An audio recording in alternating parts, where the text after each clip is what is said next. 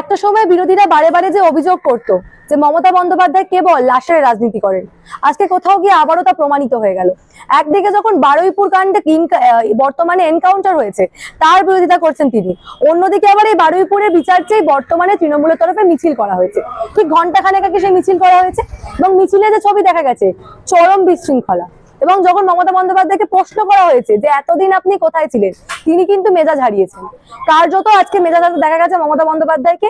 এবং তার পাশাপাশি রীতিমতো যে ছবি আজকে এই মিছিলে দেখা গেল, কিভাবে তৃণমূলের তরফে উস্কানি দেওয়া হলো কালীঘাট শিবিরের তরফে, এমনকি মমতা বন্দ্যোপাধ্যায় খোদ যেভাবে বারুইপুরে মব লিঞ্চিং হয়েছে সেই ঘটনা নিয়ে যেভাবে তিনি উস্কানি দিলেন, আবারও প্রমাণিত হয়ে গেল মমতা বন্দ্যোপাধ্যায় কেবল নিজের রাজনৈতিক স্বার্থের জন্য বর্তমানে দাঁড়িয়ে এগুলো করছেন। আজকের প্রতিবেদনে এক এক করে সমস্ত কিছু দেখাবো, তার জন্য প্রতিবেদনটা সম্পূর্ণ দেখুন।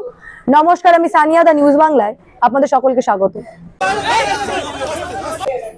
মমতা বন্দ্যোপাধ্যায়ের ডাকে আজকে বারুইপুর কাণ্ড নিয়ে তৃণমূল কংগ্রেসের অর্থাৎ কালীঘাট শিবিরের মিছিল ছিল। যেমনটা হাইকোর্টের তরফে নির্দেশ দেওয়া হয়েছিল যে কোনো রকম কোনো মাইক্রোফোন ব্যবহার না করে শান্তিপূর্ণভাবে মিছিল করার নির্দেশ, কিন্তু মিছিল শুরু হতে না হতে যে ছবি আমরা দেখলাম, রীতিমতো কিন্তু মিছিলটা যখন বালিগঞ্জ থেকে শুরু হলো, বালিগঞ্জ ফাঁড়ির কাছাকাছি কিন্তু চারিদিক থেকে চোর চোর স্লোগান দেখা গেল। পরবর্তীতে আমরা মাছ চোর গানটাও রাস্তায় বিভিন্ন জায়গায় বাজানো হয়েছে বলে অভিযোগ করছেন তৃণমূলের তরফে, এবং তৃণমূলের বিভিন্ন কর্মী সমর্থকদের মারধর করা হয়েছে। এখনো পর্যন্ত কিন্তু এমনটা অভিযোগ করছেন খোদ মমতা বন্দ্যোপাধ্যায়। রীতিমতো একেবারে এই মিছিলের পরেই কিন্তু সংবাদ মাধ্যমের মুখোমুখি হয়েছিলেন তিনি। সেখানে তার পরিষ্কার অভিযোগ পুলিশ তাদেরকে ইচ্ছাকৃতভাবে বাধা দিয়েছেন এবং কোর্টের নির্দেশ থাকা সত্ত্বেও নাকি তাদেরকে মিছিল করতে দেওয়া হয়নি সহ একাধিক মন্তব্য করলেন। কিন্তু সমস্যা যে মন্তব্যকে নিয়ে, একেবারে এই মিছিলের মাঝে একদিকে যেমন তিনি বারুইপুর নিয়ে প্রোটেস্ট করছেন, তার মাঝখানে তিনি আবারও একটা ভয়ানক মন্তব্য করে বসেছেন। এই যে বারুইপুরে যে মব লিঞ্চিং এর ঘটনা, যে গণপিটুনির ঘটনা, একটা নির্দোষের প্রাণ চলে গেছিল, সেই ঘটনা যাদেরকে গ্রেপ্তার করা হয়েছে এখনো পর্যন্ত তাদেরকে প্রতিবাদী আখ্যা দিয়েছেন মমতা বন্দ্যোপাধ্যায়। এবং এই নিয়ে বর্তমানে বিভিন্ন মহলে সমালোচনা হচ্ছে, যাদের জন্য একটা নির্দোষের প্রাণ চলে গেল এবং যার জন্য পুলিশ একেবারে তড়িঘড়ি অ্যাকশন নিচ্ছে, তাদেরকে গ্রেপ্তার করছে, সেই কেসে কেন মমতা বন্দ্যোপাধ্যায় তাদেরকে প্রতিবাদী আখ্যা দেবেন, এখনো কিন্তু সেই প্রশ্ন উঠছে। আগে মমতা বন্দ্যোপাধ্যায় কি বলেছেন তার বক্তব্যটা একবার শোনাবো। চিৎকার করেছে, আমাকে ভয় দেখিয়েছে, হাউস অ্যারেস্টের মতো করে রেখেছে, কিন্তু তোমরা তো ভালো করে সরকার চালাও, ল অ্যান্ড অর্ডার মেনটেন করো, মানুষকে জাস্টিস দাও। পুলিশ এখানে আমাদের উপর ওয়াচ করছে, আর যেখানে মেয়েরা ধর্ষিতা হচ্ছে সেখানে পুলিশ ইজ নট অ্যাভেলেবেল। আমাদের হ্যান্ড মাইক কেড়ে নিয়েছে, কোর্ট পারমিশন দিয়েছিল হ্যান্ড মাইক নিয়ে যাওয়ার জন্য, এবং ভাড়াটিয়া লুম্পেনদের গুন্ডাদের নিয়ে এসছে। মেয়েদের গায়ে যেভাবে হাত দিয়েছে, আমি তাদের রেস্কিউ করার জন্য গেটের বাইরে গেছিলাম, আমি দেখেছি প্রত্যেকের মাথায় রক্ত, মেয়েদের গাল থেকে শুরু করে, বুক থেকে শুরু করে, তাদের প্রাইভেট পার্টস থেকে শুরু করে, ছেলেদেরও মারা হয়েছে, মেয়েদেরও মারা হয়েছে। এত জঘন্যতম ঘটনা ঘটছে। এই পরিবর্তন কি বাংলার মানুষ চেয়েছিল? যে রামের টাকা চুরি করে খায়, যারা প্রণামী বক্সের টাকা চুরি করে খায়, লজ্জা থাকা উচিত। তারা সেই রামের নামে স্লোগান দিয়ে রামকে অবমাননা করছে। আমি বলবো, আমরা ধিক্কার জানাই বিজেপিকে এবং তাদের দলদাসীদের, যারা মানুষকে প্রোটেকশন দিতে পারে না, বারুইপুর প্রোটেকশন দিতে পারে না। বাংলার মানুষ যদি পরিবর্তনই চেয়ে থাক, আমরা বলি শান্তি আসুক, স্বস্তি আসুক, ধর্ষণ কমুক, অত্যাচার কমুক, আমাদের কোর্টে গিয়ে পারমিশন নিতে হচ্ছে।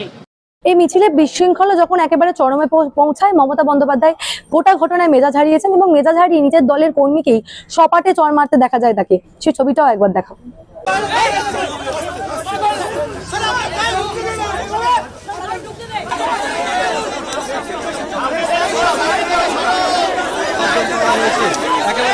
একেবারেই অশান্তির জেরেই অশান্তি থামানোর জন্য বাড়ি থেকে বেরোন মমতা বন্দ্যোপাধ্যায়।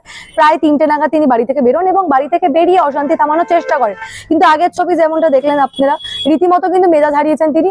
অন্যদিকে কলকাতা পুলিশ সহ প্রশাসনকে নিয়ে একাধিক মন্তব্য তিনি করেন।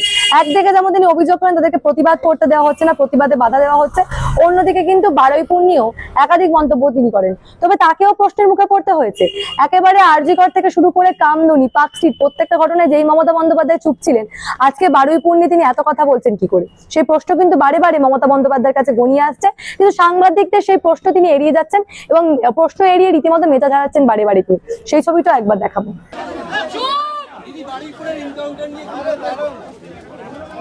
ওটা মোদি মিডিয়ার প্রশ্ন।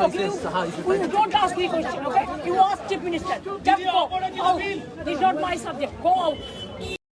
একদিকে যখন কালীঘাটের এই বিশৃঙ্খলার ছবি অর্থাৎ হাজরা মোড়ে পৌঁছানোর আগে যে ছবি মিছিলের দেখা গেছে, সেটাকে নিয়ে তৃণমূলের তরফে যেমনটা অভিযোগ করা হচ্ছে যে বিজেপির তরফে ইচ্ছাকৃতভাবে চোর চোর স্লোগান দেওয়া হচ্ছে, ঠিক এটার জবাব দিয়েছেন আজকে বিজেপির রাজ্য সভাপতি শ্রমিক ভট্টাচার্য। তার বক্তব্যটাও একবার শোনাবো। তৃণমূল নেত্রী অভিযোগ করছেন আজকে। যেদিন পার্থ চট্টোপাধ্যায়কে দেখে মানুষ স্লোগান দিয়েছিল, সেদিন তৃণমূল কংগ্রেসের অফিসিয়াল প্রতিক্রিয়া কি ছিল? আপনি একবার আপনার পুরনো ফাইলে, প্রিন্ট মিডিয়ায় যারা আছেন তারা নিউজ পেপার মর্গে একবার খুঁজে দেখুন তৃণমূলের অবস্থা কি ছিল।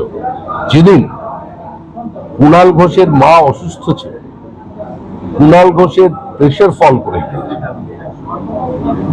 যেদিন কুণাল ঘোষ কার্যত মৃত্যু মুখে পতিত ছিল, সেদিন কুণাল ঘোষের আত্মচিৎকার, তার কাতর আকুতি কিভাবে পুলিশ বাজেয়াপ্ত করেছিল বিকৃত আওয়াজ করে, টেবিল বাজিয়ে, সেটা পশ্চিমবঙ্গের মানুষ দেখেছে। এবং কুণাল ঘোষের অসুস্থতা নিয়ে মুখ্যমন্ত্রীর কি বিবৃতি ছিল সেদিনের মুখ্যমন্ত্রী বিধানসভার মধ্যে, সেটাও বিধানসভার রেকর্ডে আছে। সুতরাং সবটাই মানুষের সামনে হয়েছে, মানুষ একেবারে পুরনো উদাহরণ টেনে এনে তিনি বলেন একটা সময় কুণাল ঘোষ এবং পার্থ চট্টোপাধ্যায়ের বেলায় তখন চোর চোর স্লোগান কারা দিয়েছিলেন। একেবারে পুরনো সময় তৃণমূল যা করে এসছে বর্তমানে তারই ফল ফিরে পাচ্ছে, এই বার্তায় কিন্তু একেবারে বিজেপি রাজ্য সভাপতি দিচ্ছেন। অন্যদিকে গোটা ঘটনায় বারে বারে কিন্তু মমতা বন্দ্যোপাধ্যায় কোনোভাবেই এই প্রশ্ন এড়িয়ে যেতে পারেন না যে এতদিন ধরে কামদানি থেকে শুরু করে পার্ক স্ট্রিট যেখানে বারে বারে মহিলারা ধর্ষিতা হয়েছেন, সেখানে মমতা বন্দ্যোপাধ্যায় কোথায় ছিলেন? তিনি এতদিন কেন চুপ ছিলেন? আজকে সরকার বদলের পর তৃণমূলের ভরাডুবির পর তার মনে পড়েছে যে একেবারে ধর্ষণ নিয়ে প্রতিবাদে নামবেন। একদিকে যখন বারুইপুর কাণ্ডে তিনি এনকাউন্টারের বিরোধিতা করছেন, অন্যদিকে কিন্তু আবারও এই ধর্ষণ কাণ্ডকে নিয়ে রাজনীতি করার চেষ্টা করছেন তিনি, এমনটাই কিন্তু বিভিন্ন মহলে অভিযোগ। এই বিষয় নিয়ে আপনারা কি ভাবছেন? আপনাদের মূল্যবান মতামত আমাকে জানাবেন দ্য নিউজ বাংলা কমেন্ট সেকশনে এবং দেখতে থাকুন দ্য নিউজ বাংলা।